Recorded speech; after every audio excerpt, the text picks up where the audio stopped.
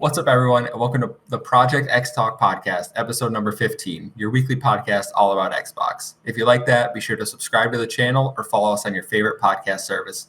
My name's Kevin, and this week I'm joined by my wonderful co-hosts, Garrett and Tom. How you guys doing? I'm doing great. Pretty good. A little tired.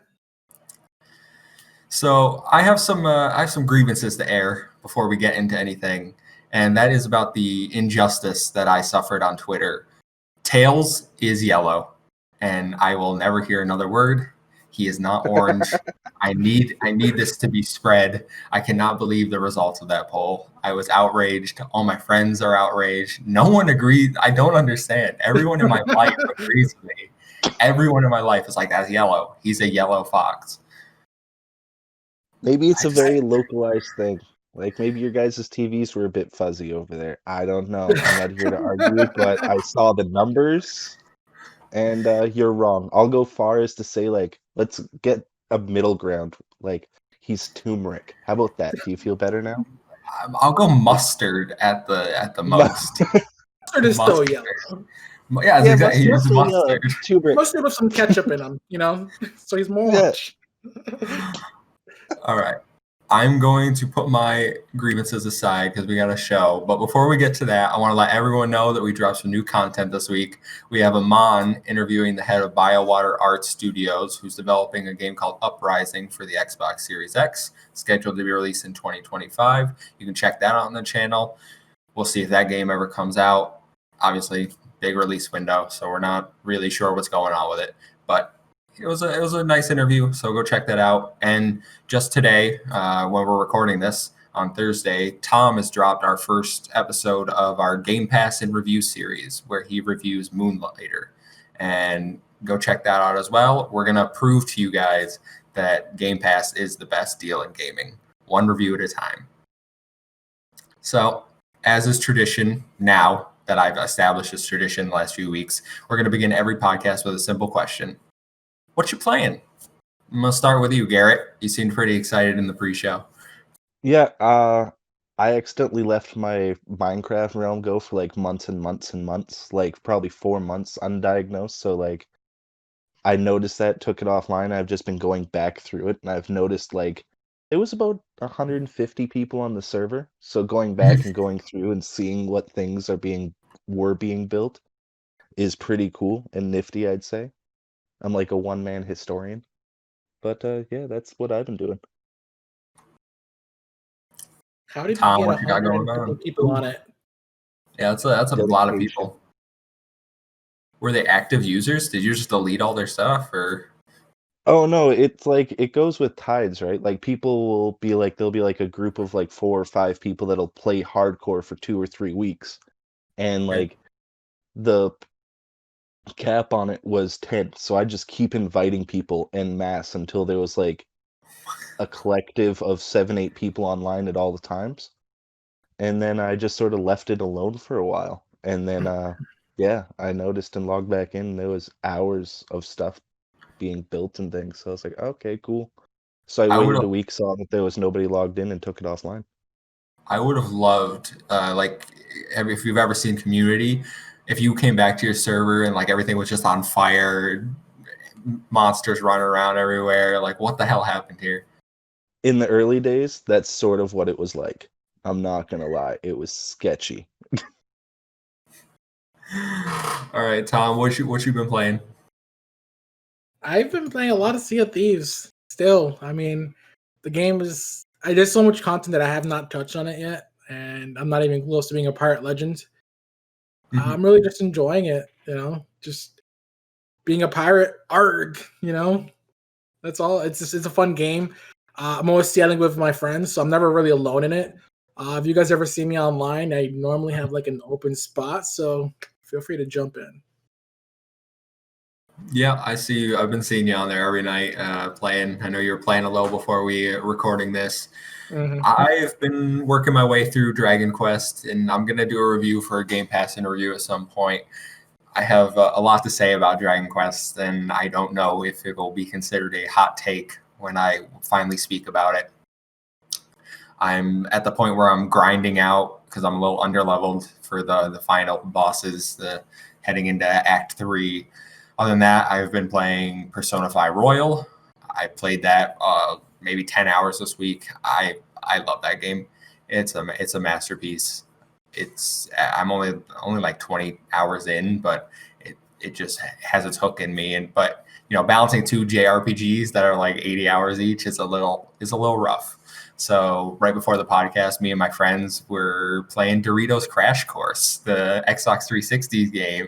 All four of us in a party racing each other. It was fun going back, seeing what the 360.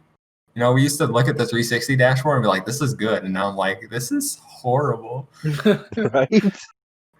I used to love that game. It was like a really fast. What was it like? There was a TV show, like sort of like Ninja Warrior, I guess. Yeah. I used to just run the same course over and over again just to get like better times, and it was just fun seeing my little avatar. It's fun going back now and seeing like your best times previously, and like you not being able to get anywhere close to it. Like, gee, I must have grinded out these. my skills are so much worse. Got some achievements on that, so it was a good time. Might go back to that. My friend bought some DLC. He really wants us to, play DLC for a 15-year-old game. But enough about that. We got a show to do. So we're going to go right into the news roundup. And we're going to kick off story number 1 with the showcase that happened mere hours ago on Thursday, Resident Evil 8 Village Showcase. We learned a few things. We learned it's releasing May 7th, 2021. And we also learned that there's going to be previous gen, although they call it current gen consoles, which I think is a little misleading, but there's going to be previous gen versions, Xbox One, PS4. I want to get your guys' thoughts about that. Do you think including it on the previous gen is a good or bad idea? I think it's bad, personally. We just need to leave that one lie with Cyberpunk, if that makes any sense. But yeah, no. I watched the video, and I'm still watching it a little bit. Very cool looking, like, if I may say so myself. Like, it's got like an amazing creepy atmosphere. I'm going to be playing that for sure. I think it should come out on last gen still. The game, honestly, just from the visuals, if they showed next generation gameplay on that, it didn't really look like nothing groundbreaking besides like the atmosphere. So I don't see why they wouldn't be able to release it like to the last gen. Considering Resident Evil 7 looks more on par, about the same in terms of like the overall graphic style. But I loved what I saw. I love that they're like doubling down in the first person gameplay. I really love that about Resident Evil 7. The atmosphere in this one is a little bit more Victorian, in a Victorian mansion versus like the old swamp house, which it was a little bit more creepy that way. But I'm sure this one's going to throw some like super creepy stuff as well that I'm not going to be expecting, especially if they go more like a Lovecraftian feel with it. I'm excited to see what this game has to offer. Resident Evil is a game that I just can't play. I'm a scaredy cat, as I was mentioning to you guys. The horror games I enjoy are like the Man of Medan, Until Dawn, and hopefully the Medium lives up to my expectations. But like that third-person narrative horror game, it's not really the first person, or even when Resident Evil is third person. Like, I tried Resident Evil 4. I remember this is one of my gaming memories that stuck in my head. I couldn't make it through the first level. I was too scared walking through. I just can't do it. My brother absolutely loves Resident Evil. He's going to get this game. He's going to play it. I'm not going to get it. I'm not going to play it. But what I did see looked gorgeous. I think the Xbox One X and the PS4 Pro will probably handle it just fine. I don't see why they can't handle it. I don't think the base versions will handle it that well, because I just don't think Resident Evil 7 even on that, like, did that look good? Did you play it on a OG Xbox One? I did. Resident Evil 7, I played on the OG Xbox One. I thought it looked really good. With this game, they'll probably have to lower the render resolution a little bit, so it'll probably look a little bit more blurry. So there's that. That's fair. I mean, if you're obviously Series X is not widely available for everyone, and it won't be even come May since they don't expect it until the summer. So I have no problem with them releasing it, especially because the RE engine just makes everything look better than it probably is. Like it's a beautiful looking game, and the engine runs super well. So I have no concerns. The one thing I did not think looked good in the showcase, and I want to get your guys' thoughts about it. How do you feel about the Resident Evil multiplayer they showed off? Oof. The one that they're like, it'll be included in every edition of the game. That's the one that you're Mhm. talking about? Because, like, there could be Yes. another bit. I only got 3/4 way through. Yeah, that looked painful. I'm not gonna lie. Like, there was that one dude with the rocket launcher, and, like, I could already sense, like, wouldn't that just be a little OP? Like, I Certainly. think it's an afterthought, right? But I I'm don't not. know. I I'll look. I don't know if it's an afterthought, just because they've kind of put a lot of effort into like the marketing. They're having a closed beta for it. They said you can play as all the previous like big name Resident Evil characters, right? I'm pretty sure we saw like Jill and Chris in the trailer. So I don't know if it's an afterthought as much as poor execution. I don't. Who's asking for this? Like, who's the audience for this game? Well, there's definitely an audience. If you've played games like Dead by Daylight, for example, or there's like a Jason game, there's a Predator game that they all have like similar aspects where you're like being hunted. Uh, in this one, it looks like they're giving the person running away a little bit more control because they can actually battle as well. Sort of like Evolve, I guess. As long as they don't screw it up, because Mhm. like Evolve did, I think it can be a okay game. Uh, I'm not really interested in it. I thought it looked okay, but I don't. I mean, I can't imagine it's gonna be like fun for like long term. Yeah. It kind of reminded me of the Last of Us multiplayer, the factions. If that sort of look to it, it had like this weird filter over it. It doesn't have the same style as the main game, and that's a weird choice for me. Yeah, it was like a cell shaded cartoonic style, right? Yeah, Yeah, I'm not sure who decided that they were going to make the multiplayer look so much different than the actual game.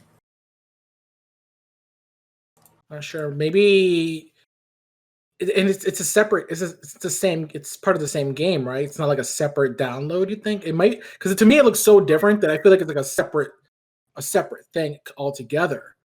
I think it is a separate thing, but it's just if you buy Resident Evil 8, you get it included for free. So it might be that you're able to purchase it on its own if you don't want the main game. That's Okay. that's what I took away from the presentation. Yeah, that makes sense then. I mean, especially if they want to add some sort of crossplay between the consoles, maybe that's why they keep the graphics looking a little weird. So everyone's more on a level playing field and not overpowered, I guess, in terms of like view distance, for example. Maybe they had to take that in consideration. I have no idea. It looks Yeah. weird. One final thing, and your point about crossplay brought it up in my mind. What do you guys think about the fact that PlayStation 5 gets a exclusive demo, quote unquote demo, released today, and Xbox doesn't? I'm sort of on the fence about that. On one side, like you guys have probably noticed about me, I'm all about the atmosphere in games. Like I'm a BioShock kind of guy. So in that sense, like it would give you a demo as to the whole like trying to escape from the mansion. But I believe in the video it said that there's no dodging sequences, running sequences, or even combat, right? Yeah, it's literally just So walking through. I'm pretty sure. yeah, I don't feel like I'm missing too much, right? Like I feel like it's a creepy tour of the mansion that they're getting. Yeah. So, 50-50. I'm with Garrett there. I really don't care too much. I mean, it's a demo ultimately. If it was like the main game, time exclusivity or something, then I'd be upset probably. But it's a demo. I mean, I'll watch videos on it online if it's really that serious. I know GameSpot already has a full walkthrough up on their channel. So if you don't want to play it and just want to watch it, you're not really missing anything. I don't think it's that big of a deal. Just a little something I wanted to bring up. So we'll move on to story number 2 for the week. And Ninja Theory has given us an update for Project Mara. They provide some details about the game that we weren't aware of before in the new developer diary called the Dreadnought Diaries. Tamim Antonides, sorry if I pronounced that name wrong, the lead creative ninja. And can I stop for 1 second? What a title. Lead creative ninja. He explains how the game will take place in one apartment based on a real life apartment. And they wanted to make the art as realistic as possible. So they made a homemade scanner. So they were scanning materials and then they procedurally generated and filled it in the computer to get them as close to real life as possible. And then they actually had a company come in and scan the apartment, like with, I assume, lasers and stuff to get like an actual pinpoint accurate 3D rendering of the apartment, everything in the apartment. And now they're taking the materials from what they have, like the micro level materials, and putting that on everything in the apartment. And if you guys saw the screenshots, it's almost identical. Like if I know they showed a sink at one point and the floor comparisons, and it's really hard to tell what's in game, what's in real life. Did you guys watch this? Were you impressed by the tech? I was excited by that just alone. I felt like everything looked, it was like extremely high resolution renders, like you said, and it you really cannot tell a difference in a lot of the screenshots and a lot of the spots. It looks so good.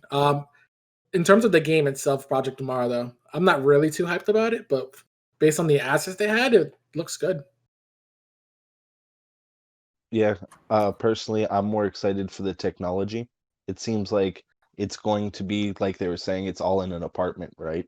Mm-hmm. So that's a lot of going down the same hallway for hours on end. Like, oh, I forgot that key in the other room, right? So I think that I'm more excited about the technology that they'll be bringing to the table, because Ninja Theory's Xbox, right? And they're Yes. all about the collaborative efforts. So I want to see that technology used in other things, right? And I think this could have better implications for long term in gaming. But It's, look beautiful, amazing. yeah, exactly the points I was actually going to bring up. What we thought that this could mean for Xbox Game Studios, with Ninja Theory now being a part of Xbox Game Studio. This new technology could be spread across all of them to be able to make the games look better. And I mean, Hellblade 1 looks amazing. This new technology, the screenshots from Project Amara, if they're going to use anything like that on like Hellblade 2, for example, we're going to get some beautiful looking games from Ninja Theory in the future. So we'll move on to story number 3. Now that we all agree technology looks amazing, I'm pretty excited for Project Amara. I think that'll be a horror game I like, especially because Ninja Theory can make good looking games. So I think they're going to scare the shit out of me.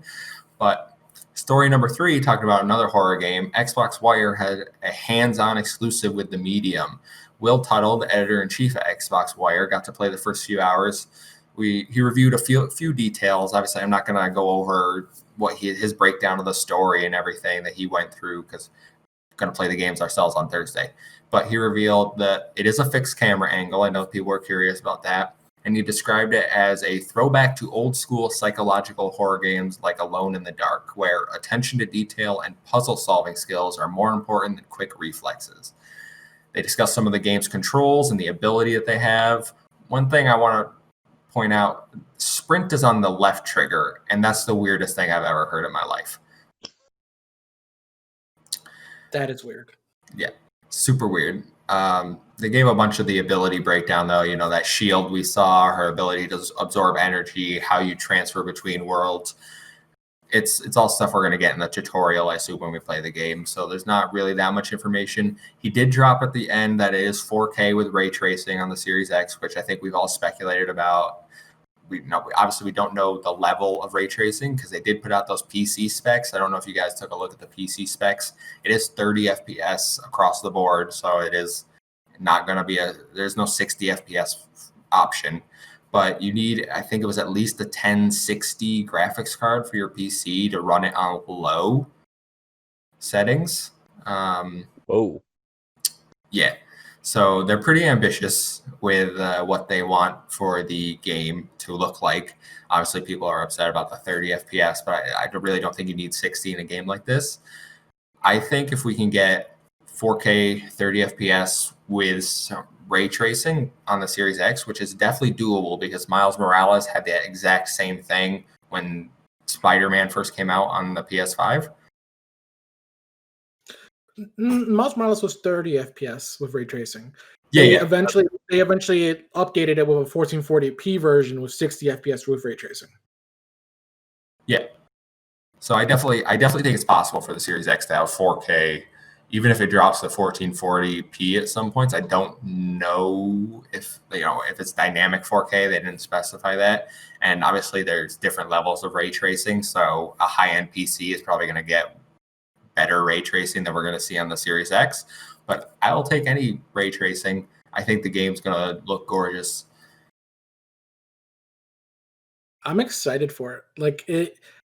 I don't mind the fixed camera angles because I've played like games back in the day, like Resident Evil 2, for example, when you're like wandering the halls there as was it Leon? Was that the guy, main character? Yeah. I think so. It was fixed camera angle, and it was like a slower paced game, and that's how I feel like the medium's gonna be, just without maybe like the pistol or guns. But I'm really excited for it.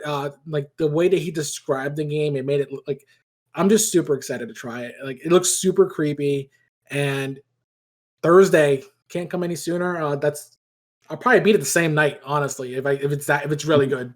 It's like 8 to 10 hours. Never mind, I'll beat it Friday. Yeah, give it 2 days on that one. I wish I had more time next weekend to play games, so I'll probably start it Thursday. Maybe get like halfway through. I do want to. Obviously, I'm going to do a review on that for the channel at some point, but I'm interested to know your guys' thoughts. After the week playing it, see if we all. I don't want any spoilers. Don't be telling me anything about it in our Discord here. So I want to get everyone's raw reactions when we do our podcast about it. But it looks good. I'm excited. Obviously, it comes out Thursday. So we'll move on. Story number 4. Sea of Thieves is adding a battle pass and announces season 1. Obviously, I'm not the biggest Sea of Thieves fan, but I have 2 massive Sea of Thieves fan. What are your guys' reactions to the battle pass and season 1? Are you happy with the content? Do you wish they did a little more?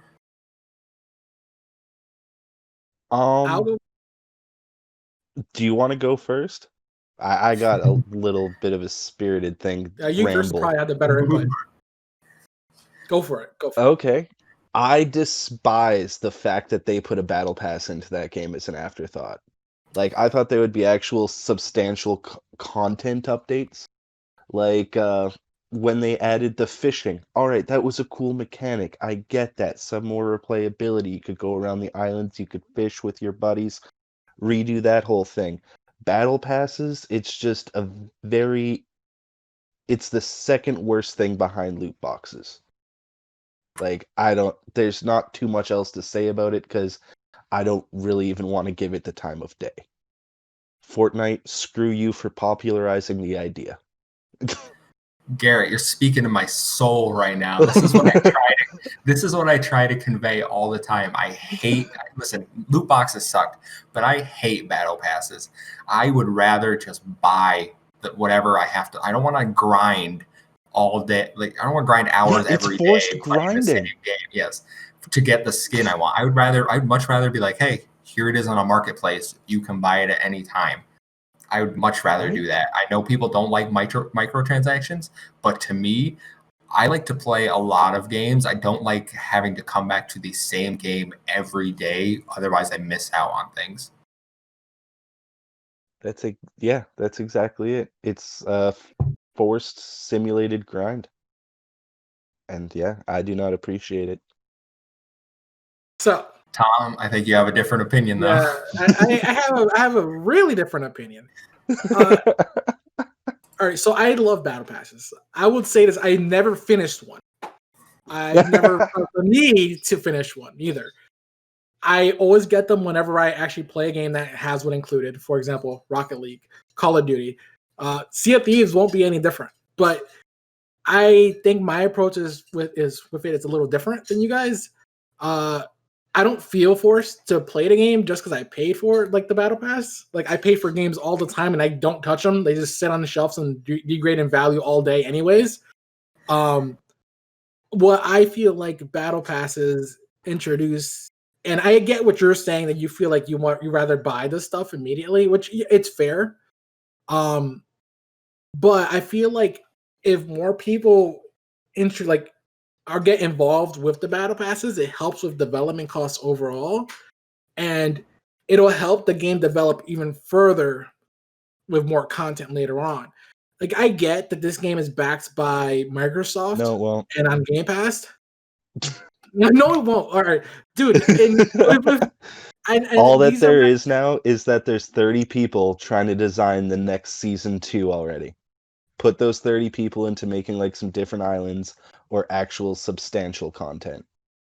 All right, so if you've played like I feel like the best example I have for for battle passes is literally Call of Duty, because I feel like they nailed it perfectly.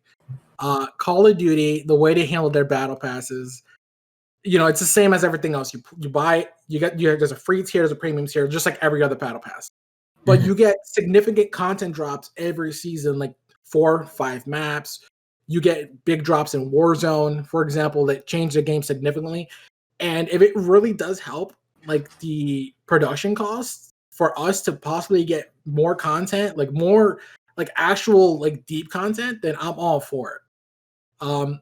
At this point, we don't know that if it's gonna be just like a group of 30 guys, like Garrett said, just working on skins all day.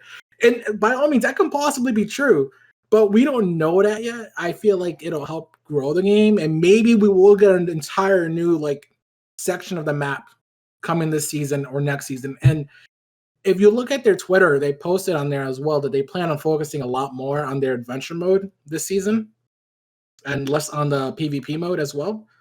I'm hoping that we get some content drops this season that enhances the game, and I think it would be a bad move for Microsoft as like an appearance wise, like if they just go with a battle pass system and have no content to go along with it.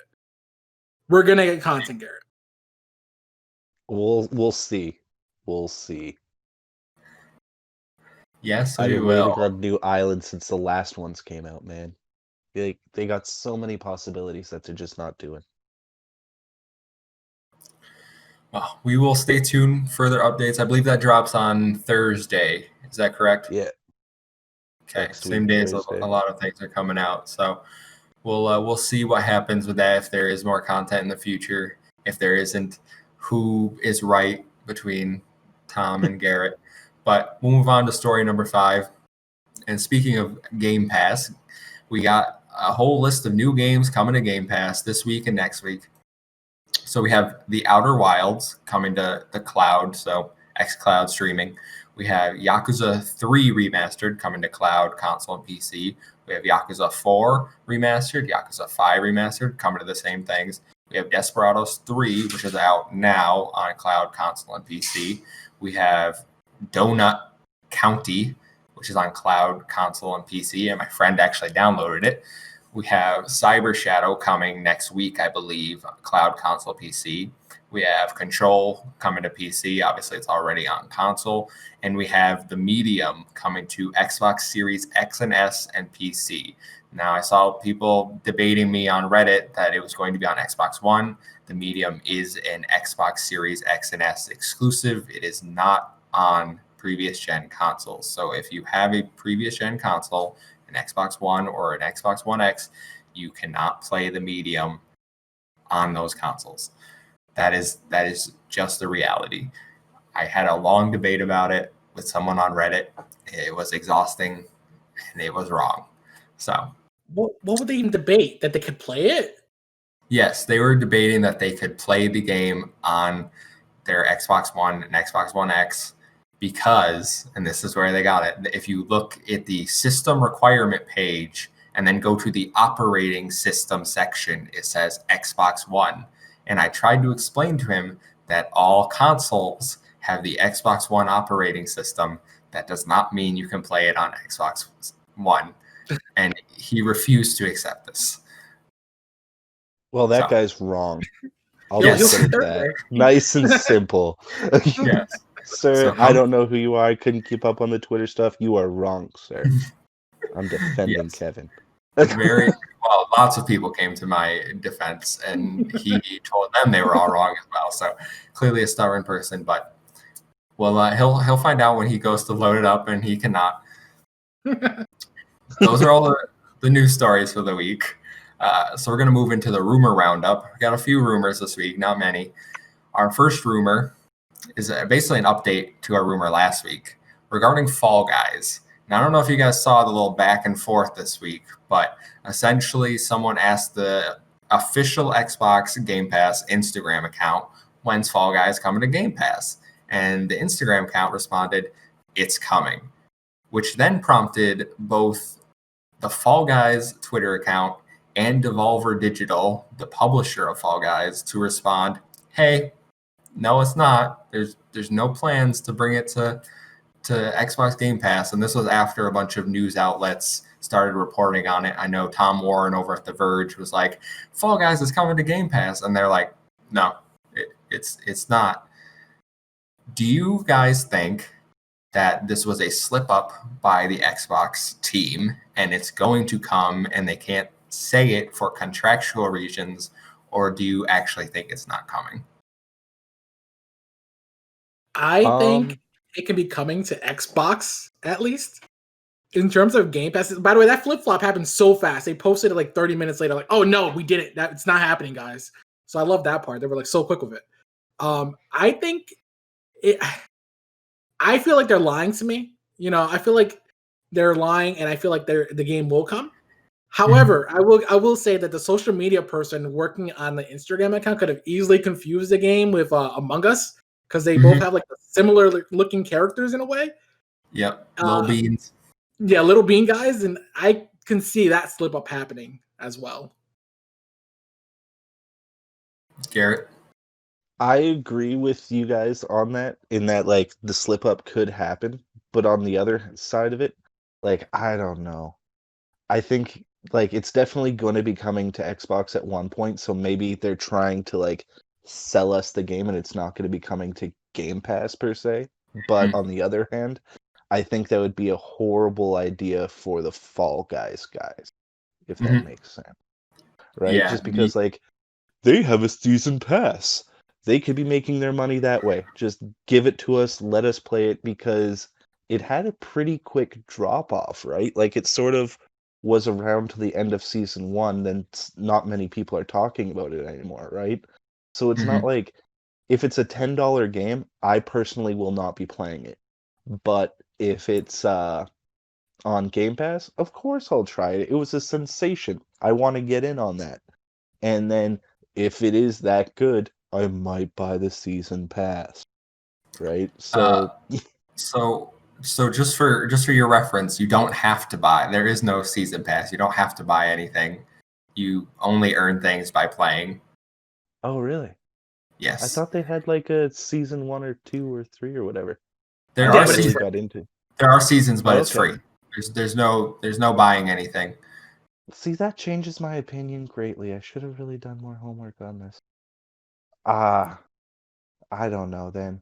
I don't know. Don't make it too expensive. Well, it was only $20 when I bought it on PC, and the hype has kind of died down. I don't know if I'd pay $20 for it again. I would pay 10 for it, especially if they make some way I can bring my progress over. That's my main thing. I want my progress on Xbox. I think the Xbox account messed up personally. We all know Fall Guys had exclusivity agreement with PlayStation, and I assume that was a year, and it came out in February, as we discussed last week. So I imagine it's coming soon. If it doesn't come to Game Pass, whatever, make it cheap.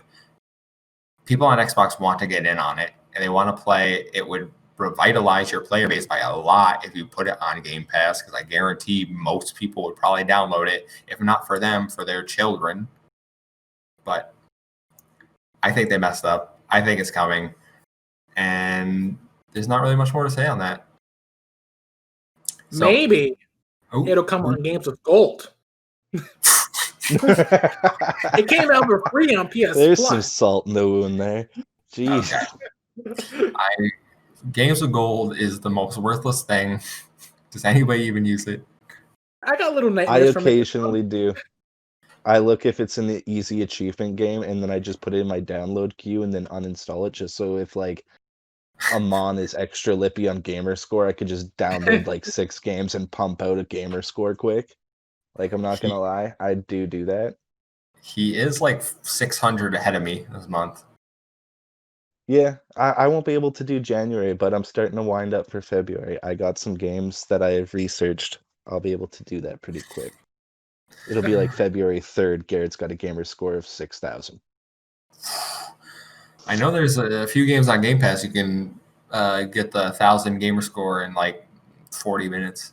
So Fractured Minds. Me and Amon were timing it, and it was like 21 minutes to get all of the achievements if you do it right. wow. All right. So we'll move on to rumor number 2, and it's also about another game that might come to Xbox. Is a new Ninja Gaiden game coming at some point. Fumihiko Yosuda, the guy that works at Team Ninja, the makers of Ninja Gaiden, in case anyone is unfamiliar. In a recent interview with, I believe it was Video Game Chronicles, he said there are no current plans for the Neo series to be on Xbox consoles at this point, but of course the Ninja Gaiden series has a long history on Microsoft consoles. So if there was to be a new title in the Ninja Gaiden series in the future, we'd definitely like that to be on Xbox.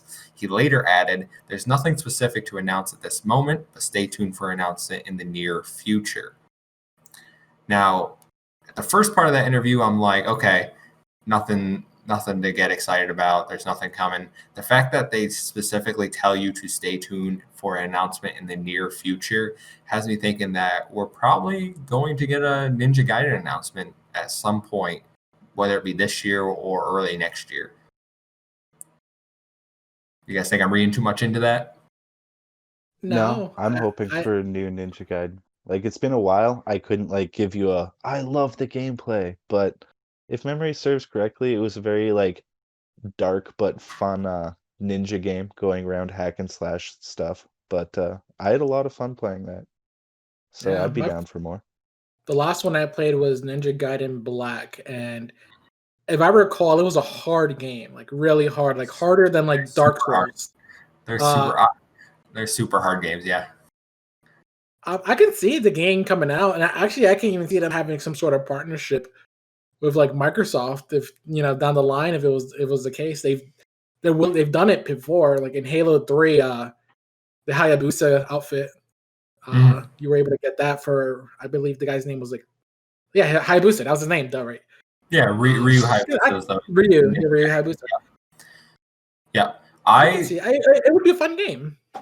Yeah, so I hate Dark Souls games. I hate all Souls types games. They're slow, they're boring, and they're incredibly frustrating and hard for me.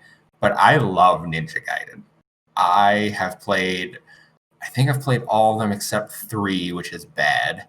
From all accounts, 3 is not very good. But I've played 1, 2, and I played Black, which is like the better version of 1. And I just replayed that a few years ago on my Xbox One. So I love Ninja Gaiden just because it's more fast paced. The difficulty doesn't really frustrate me as much.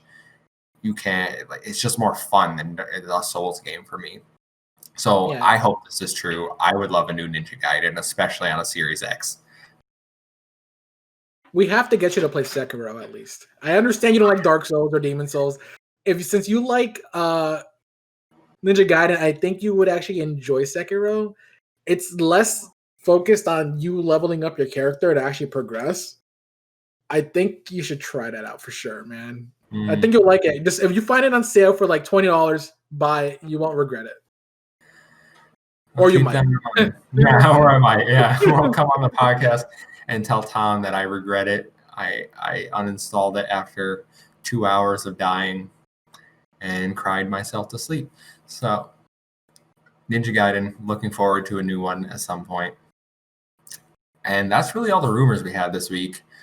So we're going to move into our viewer question segment, which we haven't done in a while because we haven't had any viewer questions. Again, guys, if you have any questions that you would like us to answer, you can tweet at us or you can join the Discord at the link provided on the outline of this podcast.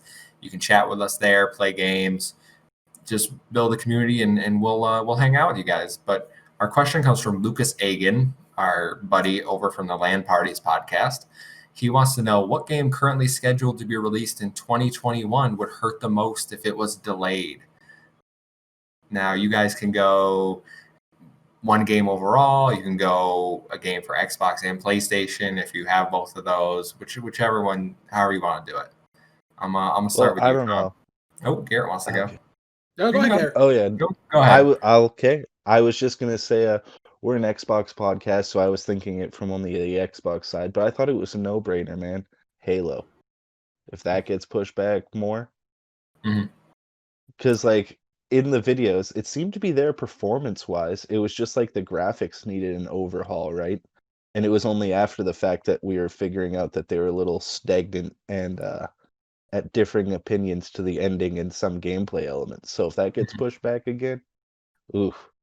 Like, it was the game that was on back of the Series X box. I'll just leave it there. That's a fair point. Tom, what you got? What game would crush you? It'll be Halo Infinite for sure. Like, if that game does not drop this year, I'll be upset. I mean, the fact that I already had to wait a year, and they made me have to wait like just a couple more months on top of that. No. Like Garrett said, it's on the cover art. I should have been playing this game in November, right? So, yeah, no, I'm gonna throw another one in there. Another game that I would, I feel like would devastate isn't the new God of War supposed to come out this year? Yeah, for PS5. Has a 2021. So I plan on getting a PS5 this year, just for that one game. Really? If that game does not come out, I will also be upset, considering I loved the first God of War game. I really need to play this one. The last one ended so good. I'm not going to spoil anything, but it's like, play it. It's such a good game. Don't be a fanboy, guys. Yeah, no, I mentioned last week I just beat God of War on my PlayStation 5, and I love that game as well. I'm going to go a little different route, not with the Xbox side. Xbox side is definitely Halo Infinite. I wanted it last year. I want to play through the campaign, whether it's an open world or I want to play through it with my brother and my friends. I want to start driving around warthogs and having some multiplayer fun. But there is a PlayStation game that I want, and I'm not confident God of War is coming out this year. So it's not God of War. It's Ratchet and Clank Rift Apart. I love Ratchet and Clank. They're like one of the main reasons I wanted to get a PlayStation. I haven't had a PlayStation since PlayStation 2, so I've missed some Ratchet and Clank. But Rift Apart is one game I was like, I need a PlayStation 5 to play this. And I went and played through the Ratchet and Clank on the PS4, on my PS5, and that was fantastic. So I'm really excited for Ratchet and Clank. It's supposed to be coming out in the first half of this year. So I want a release date already, Sony. Give me a release date. Is that game supposed to be like coming alongside like a movie or TV show, something like that? I'm not sure. I know the one in 2016, the PS4. I think that's what I'm thinking about. That was a movie tie-in. That was a movie tie-in. Like the cut scenes in that were basically just clips from the movie, I believe. But yeah, that was like a reboot of the series. So I'm pretty excited for this one. I don't feel like I'm missing anything by not playing the few that were on the other older PlayStations. But I just like Ratchet and Clank, and I really want to play it. And I'm not confident God of War is coming. Otherwise, I would say God of War. Well, I should have known you would have liked that game, by the way, because you love platformers, and that's like a platformer with like action involved. The last one I played was Ratchet and Clank Tales of Booty on the PS3. Fun game, short game, 4 hours long, but wow. I think what Rift Apart is doing, it looks super cool with like the transitions with the rifts, and it reminds me a lot of like what the Medium is doing with like the really fast loading stuff between two separate worlds, or just loading between worlds super fast. It just looks cool. I think the SSDs this generation is going to be like the hugest game changer, man. I can't wait to try the medium. And I think that's one of the reasons I'm looking forward to it as well. The medium and Ratchet and Clank is because they have these next gen only features that are only possible because of what we have going on. Obviously, the medium's on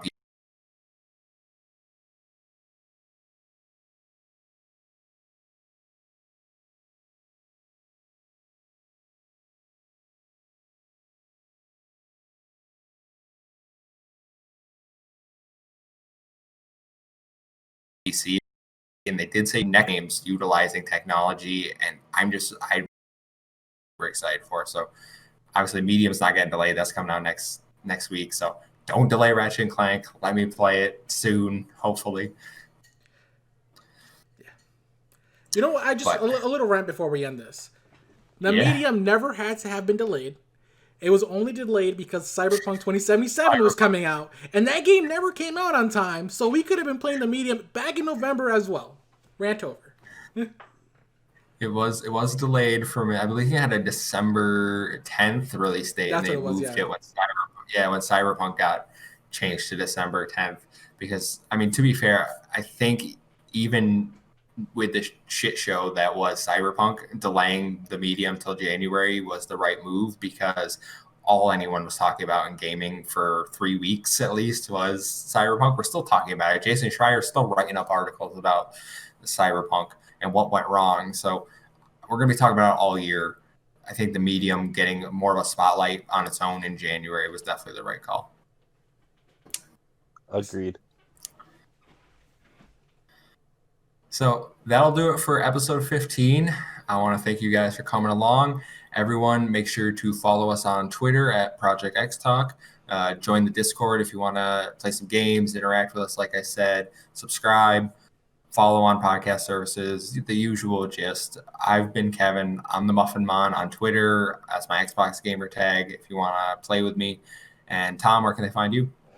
You guys can find me on Twitter at Chronicle Tom. You guys can also find me on YouTube at Chronicle Gaming. I have a lot of stuff in the pipeline that's really interesting, so don't forget to check me out over there. And Garrett, where can they find you? Gamertag and Twitter is both WaywornG. Actually, I think my Twitter is WaywornG1. I was looking at that the other day. I got to change that. But yeah, feel free to chat me up in game. All right. And we will see you guys next week. Bye. Bye. Bye.